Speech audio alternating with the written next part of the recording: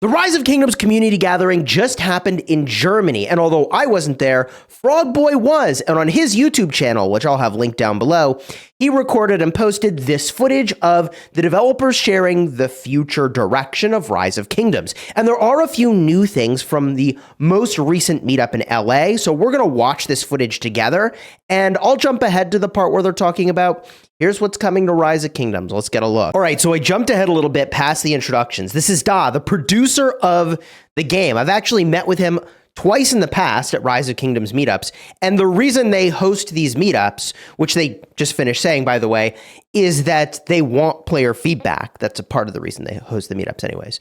So these meetups are very much designed to get feedback. So leave your thoughts down below in the comments, and as always, you can use the timestamps to jump to whichever topic you're interested in. Let's get rolling. Today, I will cover two main topics. The first, new content, and second, responsive to player questions. Let's go to the first part. All right, new content, baby. Let's go. The first part is about new content sneak peek, including a new Zenith power, the skin, and a new Ultra Commander. All right. Okay. Okay, here is the next Zenith power skin. I will share the stats with you. You can look in advance. 12% increase in true defense and 10% decrease in canary attack and 5% increase in action point recovery. So I'm going to pause it here and point out that this is a really cool city theme. First of all, look, I've got the Dynastic Conqueror, which is giving me 8% troop defense. So yeah, bump it up to 12. That seems really good. But more importantly, this is the coolest looking city theme in the game because it's a boat. It's a boat. Look at that. That is cool. I mean, I can zoom in even more here. It's a freaking boat, bro. Okay, with a unicorn on the front of it. Sure. And an eagle on top, because America. I think it's an eagle. Who knows? Whatever. Doesn't matter. All in all, the city theme actually does look really awesome. Stats look good. AP recovery completely checks out. Because, look, there's, for whatever it's worth, there are Zenith themes that don't have nice passive bonuses. Like Dynastic Conqueror was like 10% commander experience. How irrelevant can you get for a bonus, right? But 5% AP recovery, it's still like not much to write home about. Like when you actually do the math on what 5% AP recovery does, even over the course of a year, it ain't much, okay? Let's just be real. But let's keep going. Okay. Ooh. Next up is the new commander. From the weapon, it's easy to see that this is the Ultra Commander. Also the label at the top of this slide. In September. What's his name? I'm sorry, it's a secret. I can't tell you. Can you guys guess? Is it the relic one or the open field one? Any guesses as to who this is? No, I can't see.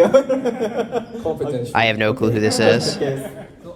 Bo looks like Artemisia, though. We can zoom in a little here. Cool. Okay, let's go on. All right. Okay. Before the meetup started, we collected questions from everyone. We select some of the most popular topics to address here. First, regarding the future plans, here are some of the questions that were asked the most, and we will answer them on the spot. The plan for VIP 19. Oh, thanks God. It's hard to see. Okay. T6 unit and the new arrow. And the plan for smite damage. These are some good questions. For VIP 19, for VIP system, after multiple discussions, we have decided to update the VIP system soon. It will no longer simply pursue the boost of the VIP exclusive buffs, but will focus on the player's customized needs. We will offer cool artist efforts for the city theme, marches, tapering, and so on. To This is cool. provide players with an emphasis on the owner. Let's take a look. So the first one here is basically a special teleport animation. Comes with VIP 19. We And saw the this next one before. is a special marching effect that comes with the This is cool. VIP levels. And the third one is basically a city skin animation. As you can see, so a bunch of animations like butterflies flying around. It's definitely hard to see what they're showing here in this video, but I'll say I think cosmetics are the right direction for top VIP. Rather than pushing stats and creating more imbalance in the game between new players and old players, this is a good direction. Cosmetics are great. People are going to be happy with that. And it's definitely something to do with VIP that's more than the nothing that top end players have now, which, like, I get that most people are not very worried about that. On T6 units and the new era. We've discussed this topic multiple times and conducted extensive research. As shown in this report, the top 3 areas that players all vote for when considering the next era, multiple choice allowed, are combat, unit types, and commanders. Players have high expectations for upgrades to battlefield gameplay. Take the firearms era as an example, where muskets and other popular weapons could dominate the battlefield. The challenge we face in integrating this popular weapon into excited Rise of Kingdoms combat experience. First of all, if they added muskets, as they're describing here, I feel like that is almost completely changing the dynamic of the game. I would actually say more and more, I feel like that's probably not a good idea. And I also like the much more cautionary language they had around that, as opposed to what it felt like they had at the last meetup, which was a little more, I felt like, definitive, that like, yeah, this is a direction we're really looking at. Here's the deal. When I made a poll about tier 6 in my live streams, like a third of people say they're just going to quit the game if they add this into the game. They're like, oh, T6, I'm out. Now, it's funny because in this genre, it's very standard to just keep adding more City Hall levels and more tiers and more City Hall levels and more tiers. And that is like very, very normal. You basically, in this genre, in other games, have signed up for endless power creep. And that's just the name of the game. But they're trying to not do that. At least they have for a long time here. But now they're looking at doing that. So I don't know what they're going to do with tier 6. I think it is hugely contentious. I genuinely hope they're looking at data around what players think they will do. And look, I've said this before, but I used to work in product management. It's hard to sell a product to someone who doesn't think they want the product. In other words, tier 6 needs to be so spectacular that even though a bunch of people think they would just quit over the announcement of the darn thing, that it needs to be so good that they see it and they're like, oh no, I would stay for that. That's hard to accomplish. And also, I think it's just really risky, man. I don't know. I don't know. And maybe people are just saying they would quit but wouldn't actually, but I don't know.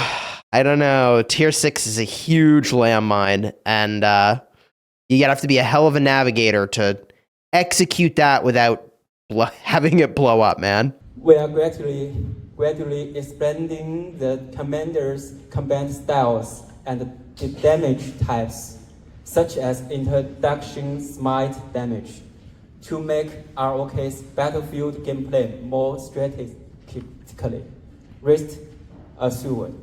We won't introduce too many new styles or damage types. We will keep them at a reasonable level to avoid making the game overly complicated. So there's a couple things that weren't answered here. They didn't answer whether or not more troop types are getting smite. They did say they aren't going to introduce too many of these mechanics so the game doesn't get too complicated. But I mean, like, we've already got multiple types of damage boosters. Like you've got legendary and rare inscriptions, which are post-formula damage enhancers, and then there's there's formula-based damage enhancers, and we've got true damage and smite damage and normal damage, and it is already kind of a lot. Maybe I'm crazy on this one, but the thing I would have really liked to hear an answer on is, will other troop types get smite?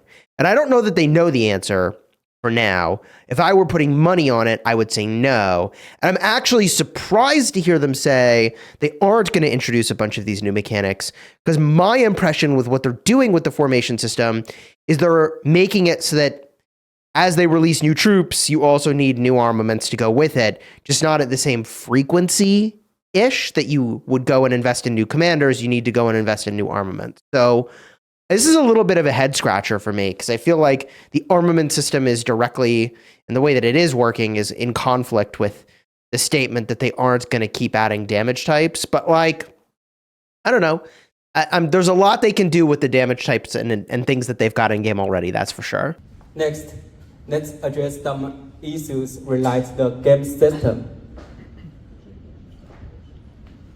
So the first question is, the gap between new and older players is getting bigger and bigger. So how do you plan to keep the game more interesting for both type of players?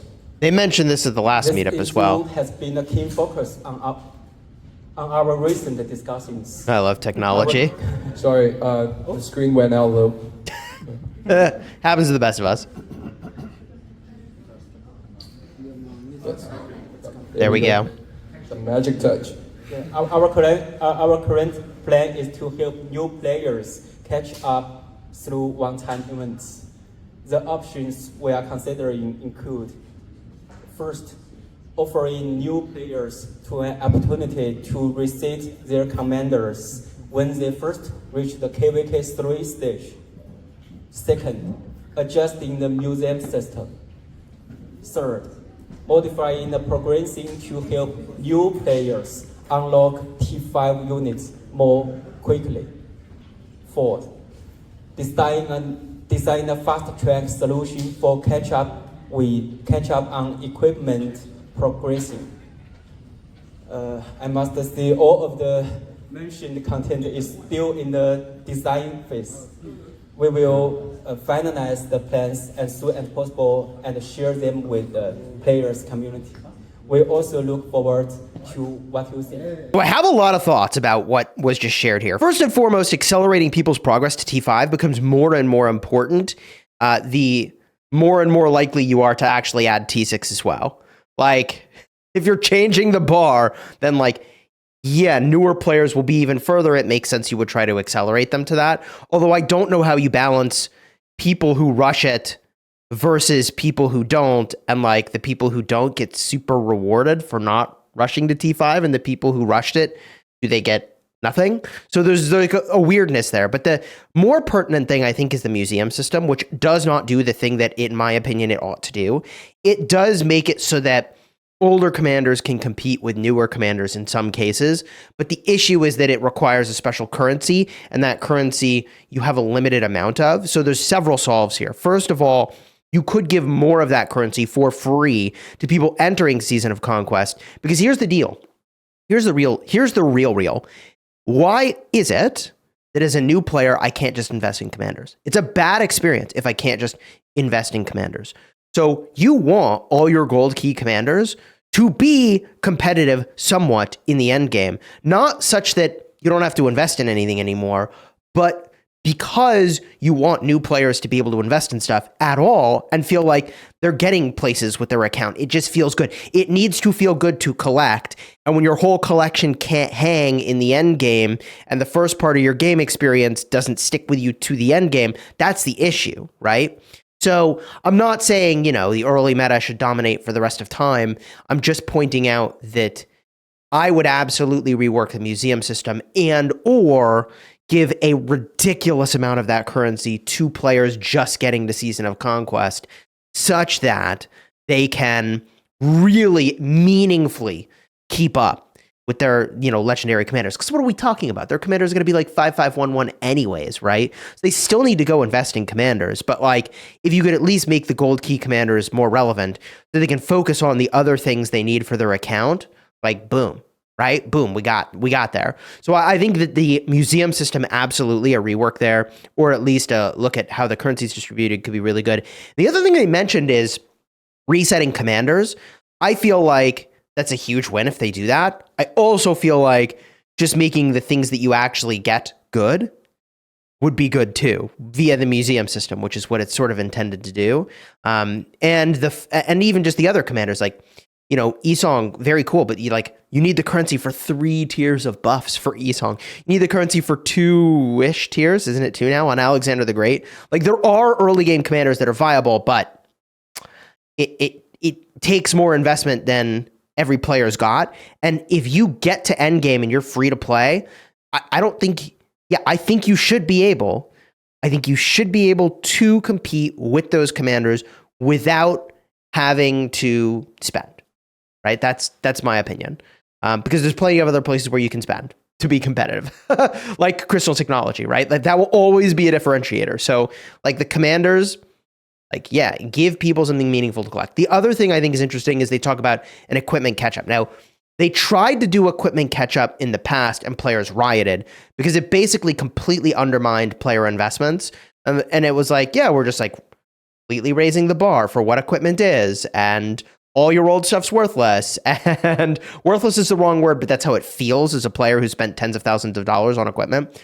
And the point I'm trying to make is not boohoo, poor me, I spent all this money on equipment. Feel sad for me. The point I'm trying to make is players will riot if you undermine their collection. Okay? And some amount of power creep players are okay with, but if new players get all the things that old players spent all this time and money on instantly, that doesn't work. So we've seen them try to do that. So I don't know how you make an equipment catch up in that same way. I think the best option would be to give more materials, to give more patterns, to give more of these building blocks to newer players as they journey. And like, what are we talking about? That would be fun for them. And also you could do that in a way that wouldn't undermine the older players' stuff. Do you see what I mean? I'm quite confident there's a balance there of just give newer players as they progress toward KVK 3 and their Season of Conquest KVK 4, just give them more of the building blocks they would need as a part of events or whatever. And I think that's an easy solve that isn't terribly controversial, is it? I mean, let me know your thoughts down below in the comments. Obviously, the amount that you give makes a big difference here, but if you want them to catch up faster, just give them more of the stuff. So next question, how does the matchmaking in Ark of Osiris work? It often has a very imbalanced outcome for some players.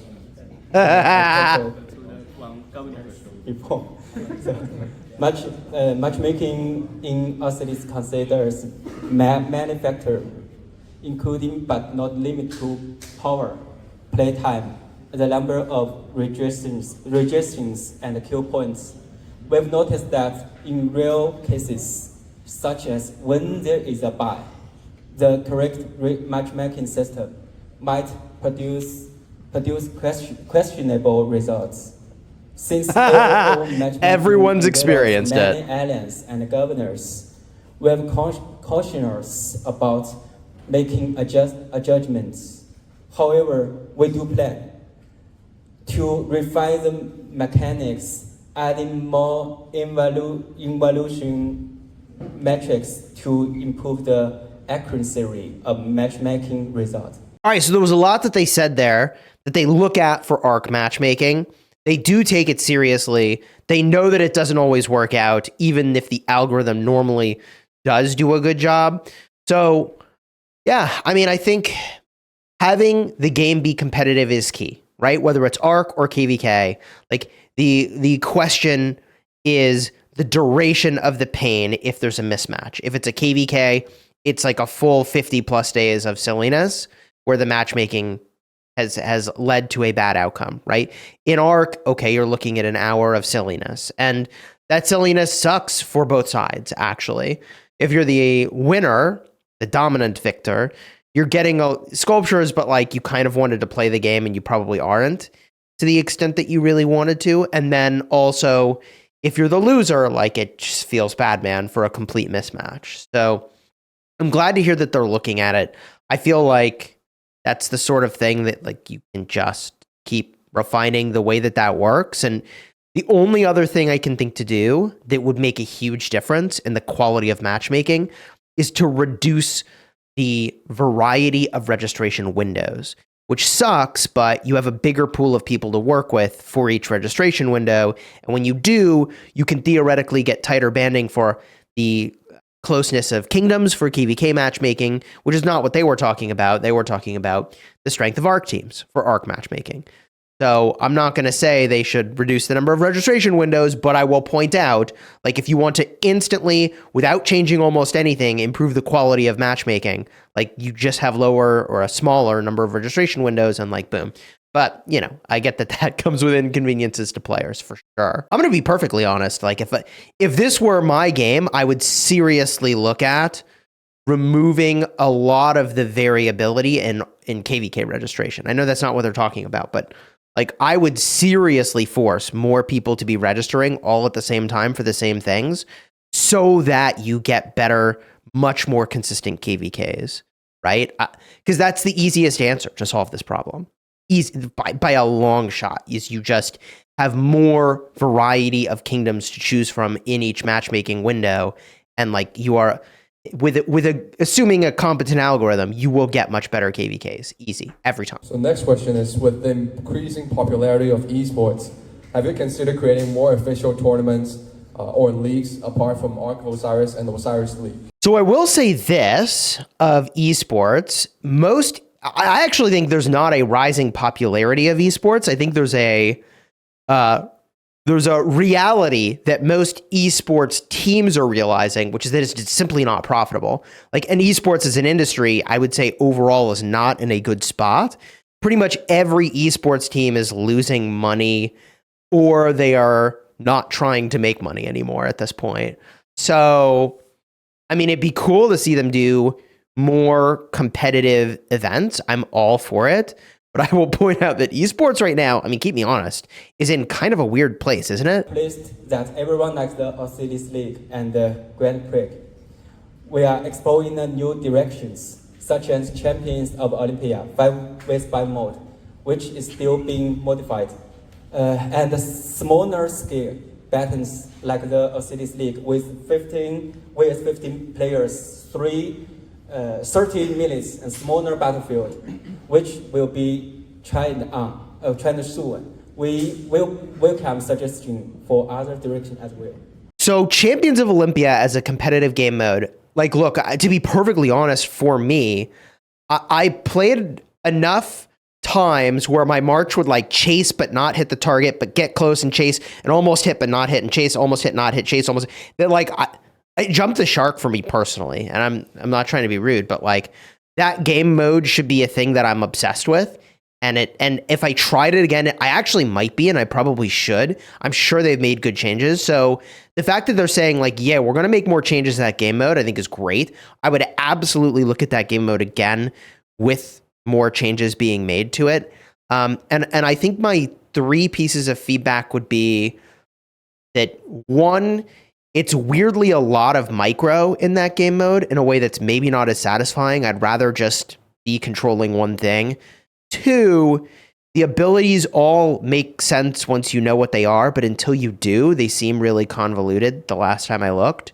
So like, simplifying that could potentially draw more people to it. And I know that it's like not actually all that complicated, but it's a mobile game, folks. Like, the bar is way different than an MMORPG. It ain't League of Legends, you know what I mean? Where people are going for super, super competitive stuff. And like, I'm on board for, you know, Champions of Olympia being a little like that. But I don't know. Like, it's hard to know what combination of things you're supposed to be doing. At least it was before. And once you knew, but until you did, you were just getting raffle stomped and you were like, hey, what's happening? And then I guess the third thing would just be to make sure that the movement really makes sense. So so that you're not like stutter step chasing somebody but never hitting them, even though you're faster than them, right? Am I crazy?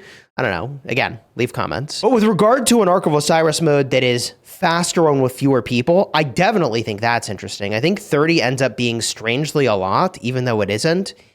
And then you're dependent on having subs, but if they're not there, then you get wrecked. But if they are there, they can't play and they're just sitting around, which sucks. So you almost need like the ability to queue up for something together as a group on the fly, like you have with Champions of Olympia, rather than scheduling in advance, such that like, you scheduled with somebody, but they aren't actually there. GG, you know, it's kind of weird.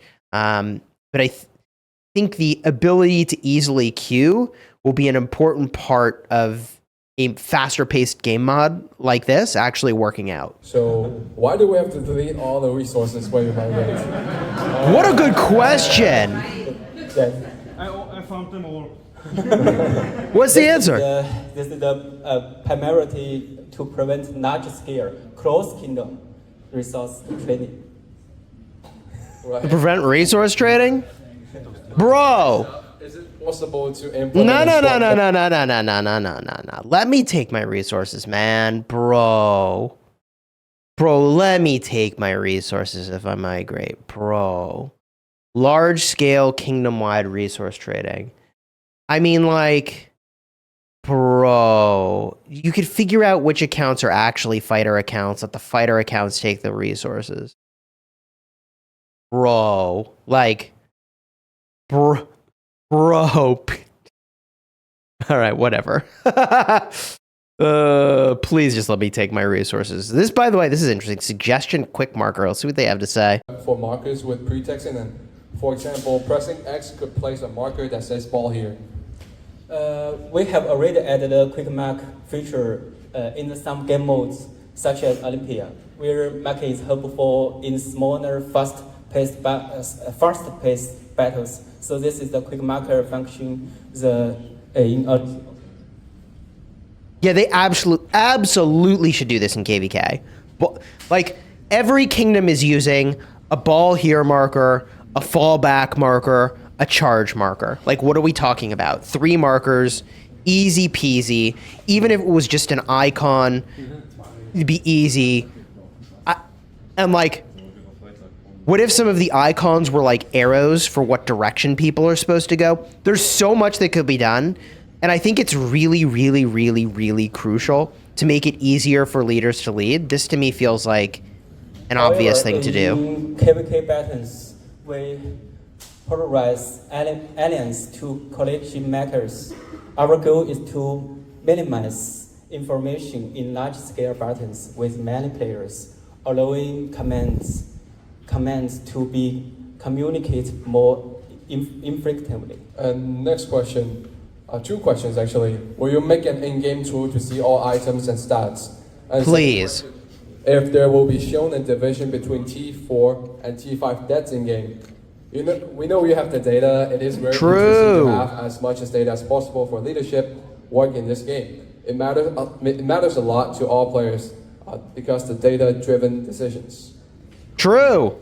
To ask question 1, we have plans to consider allowing players to track items like speed ups within their inventory. So I'll pause it for a second and say, this is one of the few games I've played that doesn't have a grand total of the number of resources you have in your inventory. Like, I've played games where they're like, here's your total resources. It would be really helpful. How much food, wood, stone, gold do I have? How many speed ups do I have? Most games don't summarize your speed ups, actually, weirdly enough, but I don't know. Getting a summary of resources will be awesome. I am like 11 out of 10 on that one. It's so easy. And like, bro, on the topic of dead troops, like, yeah, show people's dead T4s and T5s. What are we even talking about? Like, I think he's about to explain his thoughts here, and I don't know what he said for that, so we'll find out in a second. But like, yeah, no, like, break out dead troops into T4, T5, 100%, no questions asked. Just do it, 100%, bro, 100%, bro. People need to know, like, what kind of troops people are sending here, and here's what players have to do, because that doesn't exist. is they force everybody to send in a picture of their Hall of Heroes, which shows their dead troops and gives a breakdown. And if you don't send your Hall of Heroes, then you get credit as though you sent the lowest tier possible because we don't know what you did. So, look, I think it is 11 out of 10 worth reducing the burden on leaders. You can do that by showing the T4 versus T5 dead count in game. GG easy, in my opinion. Don't have plans to implement features like this directly in the game. However, community and third-party tools are still available to help players with these calculations. We haven't integrated more detailed data tracking into the game because, based on community service, not all players support the idea. Many believe that adding more details in-game stats could increase the pressure on all players and the kingdom members. I mean, yeah, of course the people who don't contribute don't want you to see that their dead troops are all T1s. Like, what are we talking about? Right? So, yeah, there are tools that can go and do it, and players should continue to use those tools, is my takeaway. And to some extent, I get why, the developers would say, yeah, well, there's third-party tools that can solve that problem for you. We're going to solve the problems that third-party tools can't solve for you. That answer, I would actually be like, look, I convinced myself they shouldn't do it, but I think they should still do it. Show me the breakdown of the dead troops in game. Here are more questions. So, will you make it possible to play with a mouse and keyboard on tablets or phones? This is a good question. As far you know what? I think they shouldn't do this. I think they shouldn't do this, and the reason they shouldn't do this is because you play with a PC. And I think it's an interesting idea, but how many of you have ever actually hooked up your peripherals to your phone currently? Actually asking. I would bet you 1% of gamers or less. So, should they make a feature that is technically complex potentially for 1% of gamers? I don't know. And the reality is, would you really hook a keyboard and mouse up to your device? I mean, maybe. I'm not saying I'm against them doing cool stuff. I'm just saying there's things I would prioritize way above this, right? We've got a PC version. We've got an iPhone version. We've got an Android version. If we didn't have a PC version, this is a question that makes sense. Given that we have a PC version, this, in my opinion, is I don't know. Maybe there are places in the world where they would totally use their phone with a keyboard and mouse, and then talk myself into it. I mean, look, it'd be cool. It's just, I think they're going to prioritize bigger things. Let's see what he says. As far as I know, iPhones and this is fake. This is fake. I do it. It's fake. As far as I know, iPhones, iPads, Android phones, and tablets all support direct input from the mouse and keyboard.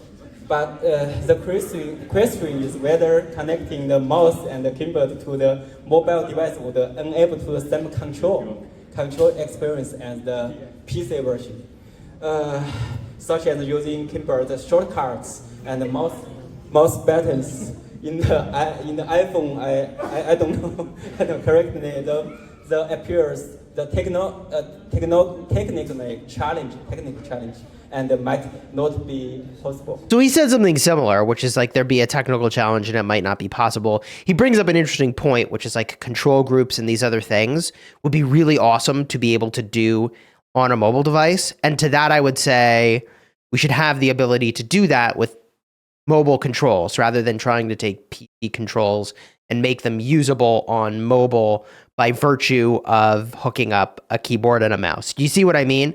They should do things to make mobile play more like the PC version and to do groups and to, you could have buttons to do that on the side. You totally could do it to put units into a group. I would love to see them do stuff like that. That I would much rather see them do that than make it so you can hook up peripherals. Right. So how often do you play the game? And is there any part of the game that you have a particular interest of improving? Okay, you look at the picture. This is us playing the ARK together. Our Combat designer is our commander. On the right here is coaching us, and you can guess where am I? Easy guess. You at least get paid for that? As both developers and the players of ROK, our development team is aware issues that players notice and bring our attention. For example, the game art style may seem outdated compared to the other other games. The second, lag issues during the KVK battles. And third, the mobile experiments might not be as smooth, as good as PC. And the fourth is different experience relate to the inscriptions. We are all actively working on these concerns and improve the overall experience for all governors. Thank you all. Yes. So what I think he said there is, and I could be misunderstanding, that because they play the game themselves, they know that it sounded like inscription balance was important, the fact that the PC experience might be smoother, lag issues, like they're aware of things that players complain about as being an issue because they play the game themselves. Also, I think is what they're saying here. And like, that is good to hear. And I can't wait till those things are fixed. GG. Big shout out to Frogboy for recording this footage. You can check out his channel and the original footage down below. It'll be linked. And, you know, look, these meetups are really fun and really cool to attend. This is just a very small part of a meetup. If you want to see the LA meetup that I attended, which was recent-ish, I'll put a card right over here. You can go watch it and see. You know, there's some new information, obviously, in this one, but it's cool to see that even in a month, there's some new stuff that was here for us to check out. I might need to get that 12% city theme. Dude, that looks good.